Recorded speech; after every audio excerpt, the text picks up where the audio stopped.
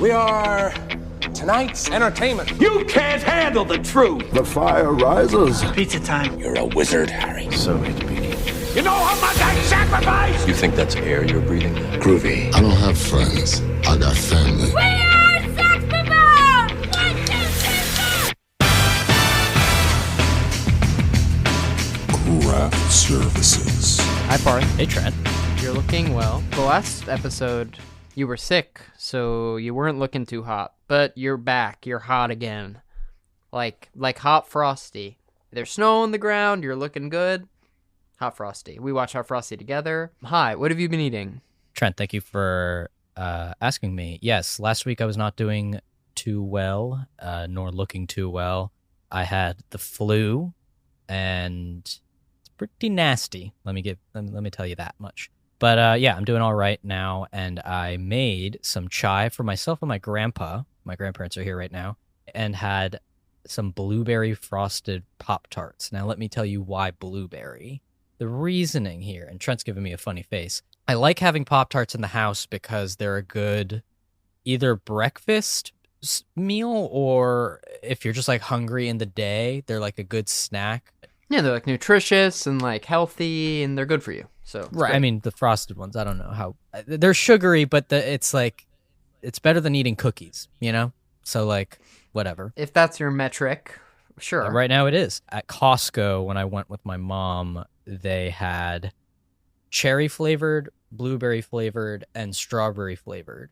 Like, 3-pack. Did you have to buy like 150? No. It was like the normal...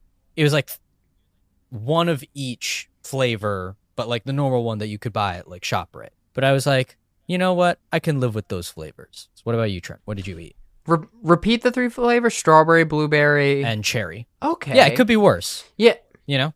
I've never heard of a blueberry. When I was a kid, it was all like hot fudge, sundae, and Oreo. But you get a little older, and you're like, Wait, just cookies 'cause and cream there- is bad for me. You're like, just because there's cherry in the name doesn't mean this doesn't taste like candy. Yeah. And it's because it is candy. But Paul's like, any time of the day, just pop a few Pop-Tarts in. That's why it's called a Pop-Tart. Just pop it in anytime.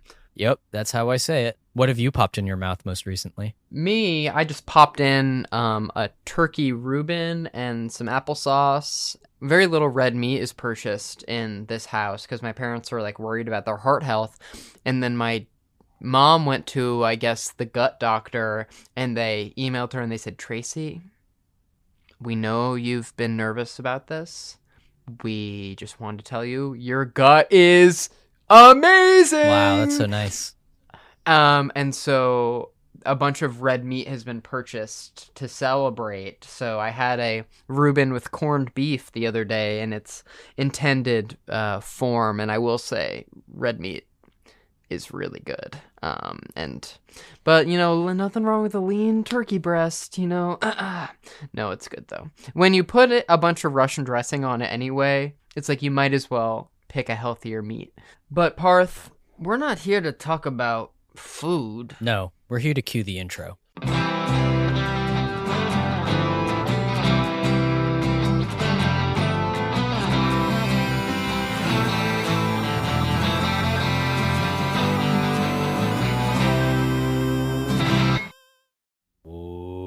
Welcome back to Craft Services, where we talk about the movies. Each week we talk about a film and hopefully have a crew member of that film to talk with us about their experience working on the picture.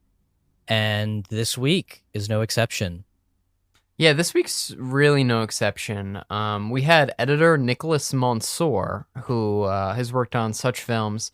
I don't know if you've heard of these. Jordan Peele's Nope, Jordan Peele's Us.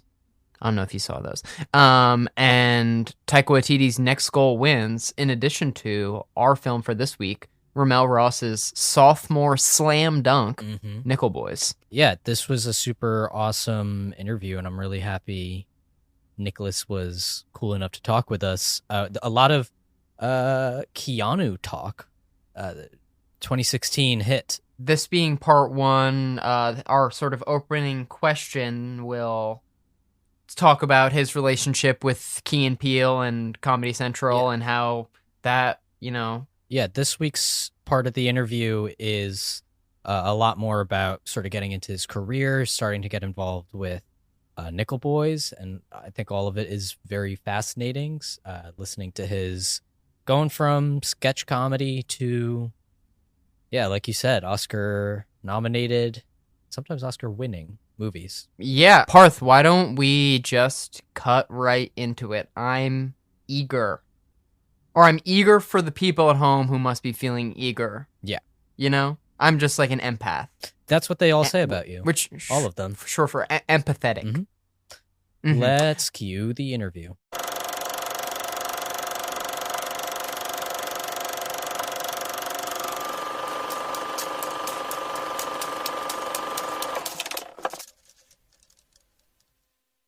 Hello, everybody, and welcome to our interview with Nicholas Monsour. He's the editor behind such films as Us, Nope, Next Goal Wins, and our film for today, Ramel Ross's Nickel Boys. Thank you so much for being with us today. Thanks for having me, you guys. Fun to be here. So just to start off, can you talk about when you knew you first wanted to become an editor and how you sort of moved into that as a career? Like a number of editors I've heard talk, it wasn't exactly a plan.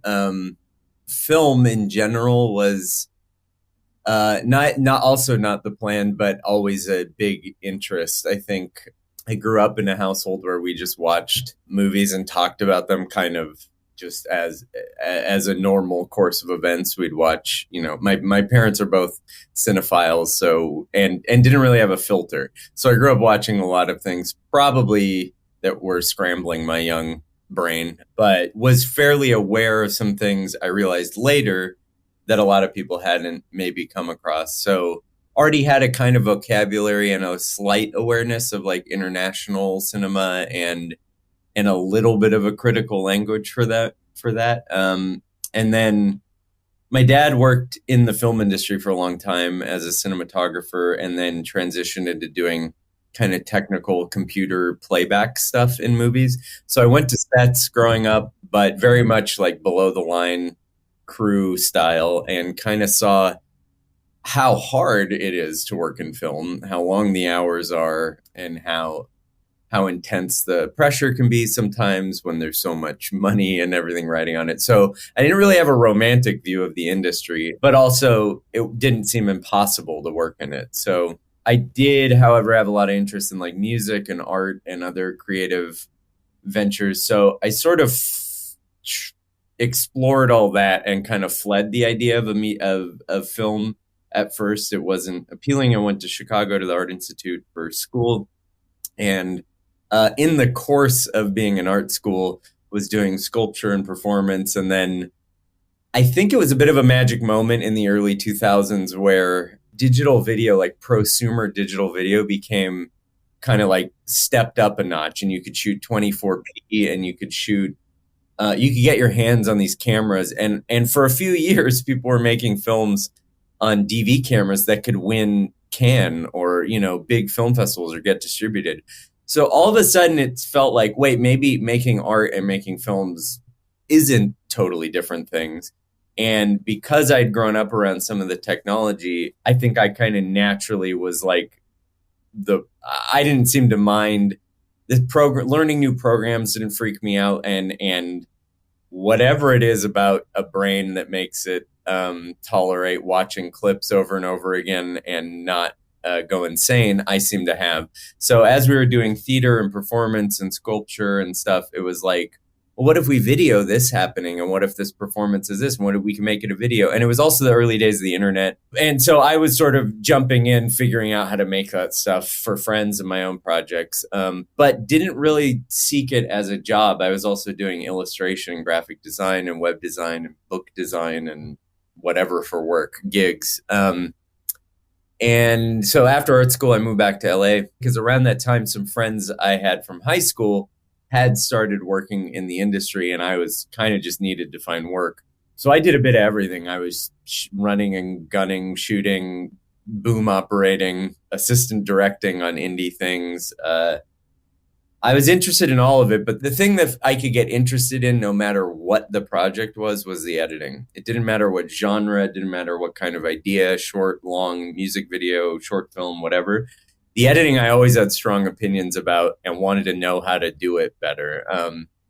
And after a few years of just looking for gigs in LA, I was just about ready to give up on video editing and kind of put all my eggs in like illustration and graphic design because I was getting more work there. When all of a sudden, after a couple of years, somebody that I had helped make a music video put my name in the running for an HBO documentary, which I really had no right to be in that pile because I hadn't done anything for broadcast TV or cable or really anything official. But the director, I got very lucky, the director and producer, David Frankham, who was making the show for HBO called Witness, wanted it to have a very different aesthetic than other TV documentaries and liked that I came from this left field background, but also was interested in the technical part of it. So he gave me a chance. And that 1 year of working on that doc series was sort of boot camp for me of how to work in the industry as an editor. Produced by Michael Mann, and that was fascinating. I learned so much from being around David Frankham and Michael Mann on that project, and the expectations of being an editor, a doc editor, or a TV editor, working with an assistant, all of that.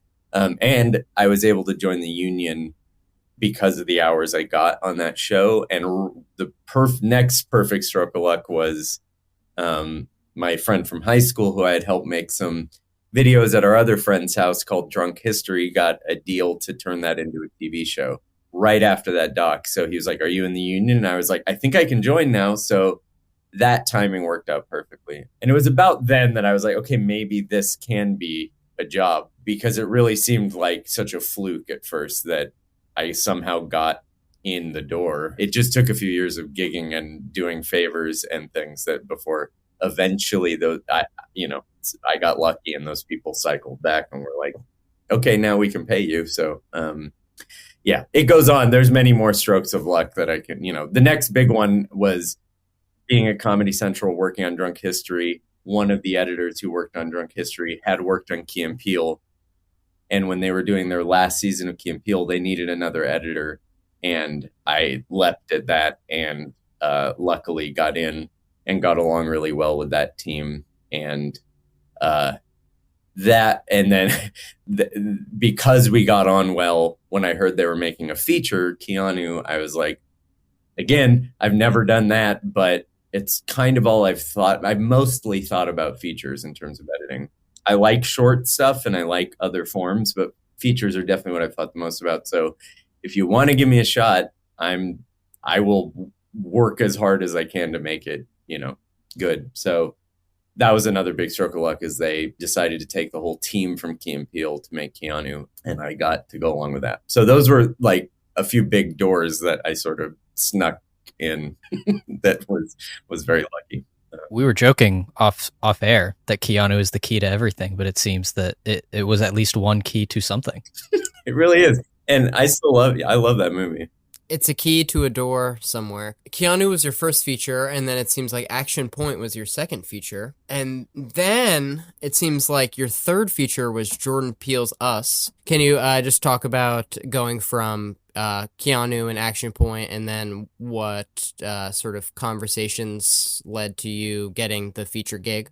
Like I said, I really had just heard in the hallways chat at Key and Peele that they were talking about features next. And there were actually a couple they were floating around. I heard about a potential Jordan horror movie also at that time. It was around the same time. He was kind of had worked on Keanu, the script, and had also worked on this other horror script. And he was kind of going for either at the same time. Keanu happened first. And when we were working on Keanu, towards the end of the edit, or what was the original schedule, he was going to go on and then do Get Out. And he asked if I could do it, and I asked New Line, and they said, no, you have to finish Keanu. The good news is Get Out turned out okay. So, I don't feel too bad about. I heard it won some stuff. Yeah, I think some people saw it. But no, it turned out great, but luckily Jordan remembered and won and thought, I still want to work with you. And I, seen early cuts of Get Out and talked to him about it. And so I'm just, luckily he's a type of filmmaker, really finds people he likes working with and brings them with him and gives them a shot to step up their game. So Jordan does an amazing thing where he could have said he could have not told me what the movie was, and I would have agreed to do it, because the experience of working with Key and Peele, I mean, everyone who worked on that show knew Jordan was also a director. The way he gave notes, the way he talked about everything, it's clear it was just a matter of time before he flexed that muscle. But he does an amazing thing where he like pitches you the whole movie. So before he'd even really written it, he kind of told me the whole idea for us, and I was like, okay, that's not what I was expecting after Get Out, and is incredible, and sounds very challenging given one actor playing two parts and all of that. So we just talked a ton before, and I just tried to do as much research as I could into what editing that would be like, talking to other editors, watching lots of films behind the scenes, reading stuff. Yeah, that was a great experience. It was a very fast edit on us, but we had planned so much, and they had planned so much with the VFX, and the actor, and Lupita did such an incredible job matching both her sides of her performance, that the edit was really very creative, not a lot of problem solving. It was more like, how do we make this as cool as it can be? Features are just such a different process than most TV. I think some TV can be a lot like a feature, like an hour-long, meaty, limited series kind of thing. But the way you really structure an edit in a feature is a really unique process that I love, where you kind of design how you're going to do the edit. A lot of TV is a lot more kind of already, this is how we do TV here, and you fit in. You're a bit more a cog in a wheel, which also works. But I like when I'm working with a filmmaker who's really trying to make a movie in a new way, and Jordan's definitely one of those. So the next feature was actually Next Goal Wins, even though it didn't come out until after Nope, that movie had Next Goal Wins went through so many phases of COVID lockdown, and then reshoots, and anyway, so that was a long process. Another director that is now the director of the day for this episode, Ramel Ross, also a great director. Could you talk about how you met him and how you became involved with Nickel Boys? Without giving too lengthy preamble, as I said, like early on, a lot of my interest in filmmaking came not from more experimental documentary and art influences, not just narrative films. And yet once I started getting kind of jobs as an editor, you do, at least in LA a lot, you get put in a category of what you can do. And it was kind of just chance that early on I did a documentary, but then I did a comedy thing. And once you're in the comedy world, you get very pigeonholed there, because I think partially for good reason, because there is a bit of a skill to being able to kind of riff along. And a lot of my friends are very funny growing up. Like, I'm kind of used to being around really funny people, and sort of like I'm trying to get the joke. I can't always, obviously I can't keep up with Jordan Peele and these people, but I can at least get what they're doing, and to some extent. And so I think if you do have that facility for comedy, it makes sense that they want to keep you there. But I've had interest in a lot of other types of filmmaking, including more experimental and documentary filmmaking. So I've always kept an eye on that. And the hardest thing, it's a great problem to have if you're getting work, but it is very hard to not, because it is essentially freelance work, to try and be available for the jobs you really want at the right time, and not just, oh, there's work, well, I better take that because who knows what the next thing will be. And getting that confidence is hard, especially when our industry is changing so much. But so I had been checking in. I'd had a general meeting, I think maybe after Us, I can't remember it, with Plan B, the production company, with Jeremy Kleiner at Plan B. And we got on very well. I think they're a really unique company in terms of what they're trying to do with film, and the directors that they bring up and stand behind and support. So, I'm just such a fan of Barry Jenkins films they've done, and the Last Black Man in San Francisco, and all these. So much of their output is amazing, but the timing never worked. So after Nope, I really consciously was like, I have to just try and stay open for what Plan B is doing. So it was a little bit of playing chicken with unemployment for a while, to wait and see what they had. And then there were a few things they had on the docket for 2022. And when I heard about Nickel Boys, I was like, that sounds so up my alley, because I had seen Hale County this evening, Ramel's documentary, which is mind blowing and was, as well as being riveting. And I learned so much from it about a part of the United States I'm not from and haven't spent that much time in, and but also really felt so familiar in a way in terms of its experimental approach to image making, and was just in things I'm interested in. So when I heard it was him, that would have been enough. When I heard it was Nickel Boys and a Colson Whitehead novel that I had read and really liked, that would have been enough. When I knew it was Plan B, that would have been enough. And then it was co-written and produced by Jocelyn Barnes, who also co-produced Hale County, but her filmography is incredible. She's run Louverture Films, Danny Glover's production company.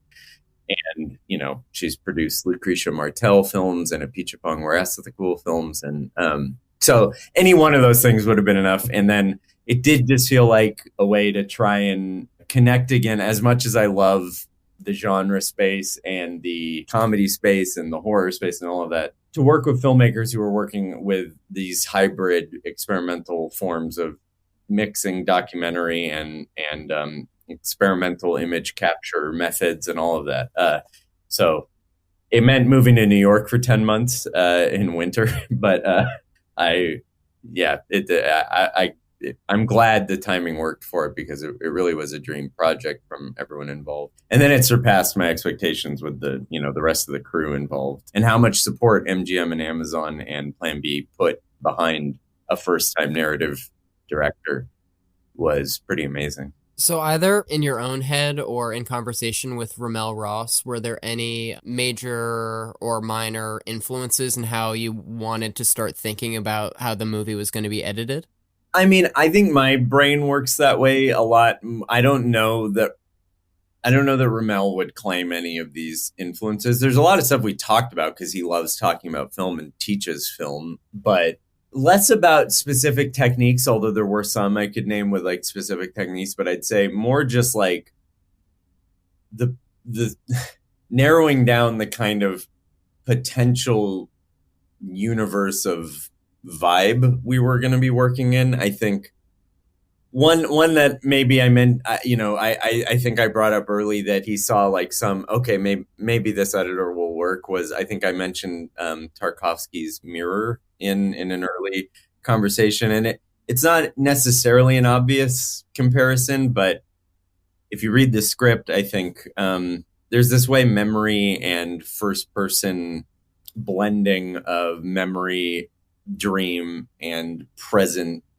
visceral kind of scenes work in that film, and that was one. And then we talked about the sort of lineage of the use of quote unquote first person perspective in films a bit, but honestly it felt like one where we got to think about so many disparate types of films while making it. I mean, films that blend or use archival really in interesting way, archival material in interesting ways, like Bill Morrison films, it just felt like such an open sandbox in a way compared to some films where you're really like, okay, obviously everyone's going to think of this, so we got to be really aware that this felt like got to use such different parts of my like film vocabulary with it, but definitely a lot of emphasis on films that have used archival imagery and films that sort of blend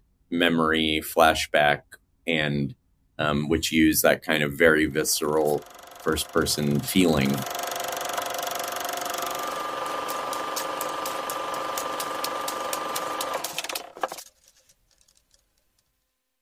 That was great. But You're hungry for more? it's not quite over. It's not quite over yet. If at the end of this interview you were like, oh, I wish there was 25 more minutes, plus like 10 minutes on either side where Trent and Parth just sort of jerk off and bullshit. Okay. Trent, it's funny you say 25 minutes because I edited the interview last night. in a fervor. And that's Fervently editing. That's basically exactly how long next week's interview is going to be, 25 minutes. Parth, I could like replay the Nicholas Monsour episode interview in my head. Like I've got it. Oh, I see. So you just like knew. If you like cue the second scene, I'd just be like blah blah blah blah blah. Right. But yeah. except instead of saying that, I would say exactly what happened. Which I've heard people, some of which who are maybe on the spectrum and some who are not, become really obsessed with movies as children, and then at a certain point will be like, I'm watching Shrek in my head, I'm watching Shrek in class, I'm in this scene, 5 minutes pass, I'm 5 minutes past that scene, and you can just use it to get through the day. So I don't think that I am autistic. I mean, I know that I am not autistic. But you're saying, but I can do that. I not only can, but have done that. Really only for movies that like, I mean, I think that I have a relatively good memory for what happens in movies, sort of generally speaking. But there's yes, as your counterpart, it's frustrating. I know, but but there's some movies that I become really obsessed with. For example, Top Gun Maverick, a movie I saw 5 times in theaters, and there was a point at which there were the year of 2022 and a lot of 2023. Whenever I was bored, I would just be like, man, remember when I was watching Top Gun Maverick? That was awesome. And then I would be like, okay, and then this scene happens, and then after that scene happens, and then this scene happens. So I don't know that it's quite the same thing as replaying the movie, like literally minute to minute. But I know what happens every minute, I guess. And I'd be like, okay, and then this happens, and then this happens. But you're just being like, okay, first he goes Mach 10, and then he hangs out. But with I mean, the girl I mean, or whatever. like, but you're not delivering the lines. No, I am. Well, I'm not outwardly saying it, but like, but you've seen me deliver the lines watching The Dark Knight, so like, it's entirely or Spider-Man possible. 2, where basically 80-90% of the lines you can deliver sort of with perfect timing. Until told to stop doing that. Told? Pizza time. You're late. I'm not paying for those. Don't get me started. Don't get me started. See how you know it's real is because I've heard you do that so many times that I've memorized that from you. Oh, the you're late. I'm not paying for those. Because it's so funny. It's because everybody remembers pizza time, but no one ever remembers what comes after. But what comes after this episode is Nickel Boys Part 2 with editor Nicholas Monsour. Trent, you want to thank Nicholas for coming on the show? Parth, we were off air and I was like, Parth, please throw to me when it's time to thank Nicholas because I've got a lot to say. And wait, Parth, just give me a second. Okay, so I'd just like to thank Nicholas Monsour, editor of a bunch of cool movies. Thank you for your time.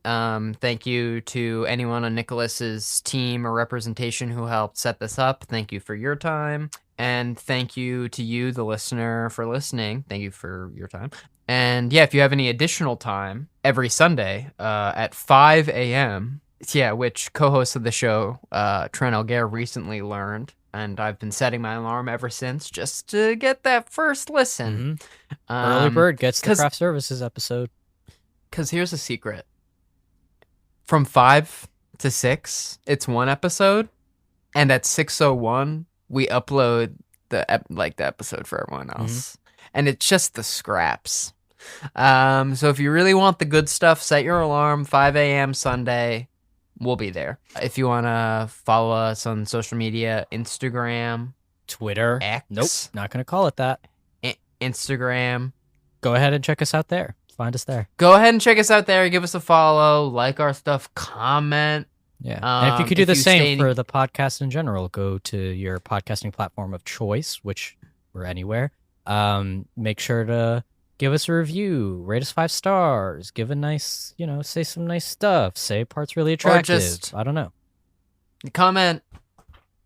Parth's, the first person to to leave a review that just says Parth's really attractive, find us. Well, if someone does this, if someone listening does this, I will give.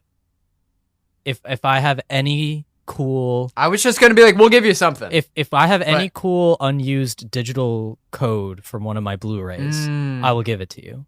And all you have to do is perpetuate Though a lie. But should we oh, wow.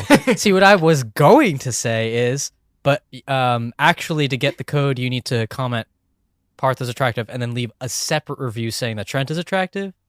I rescind that now. You'll get it. You'll get it only if you say Parth is attractive. Just Parth. You can roll your dice and put Trent is attractive and see if Trent will give you a free digital code. But I think we all know of Parth and I who has more digital codes laying around. And it ain't me. Mm-hmm. And I'm all out of digital. Parth, I came here to watch movies and give out digital codes. And I'm all out of digital codes. Wow, what a specific set of circumstances you were looking forward to. Anyways, see you next week, guys. Bye-bye. Wait, look, I'm Two-Face. Yeah, I dropped my coin. Wait, oh, and now I'm in Batman Forever. Wah! You know how he does that? Or Batman throws all the coins at him? Pretty good. Pretty smart, that Batman.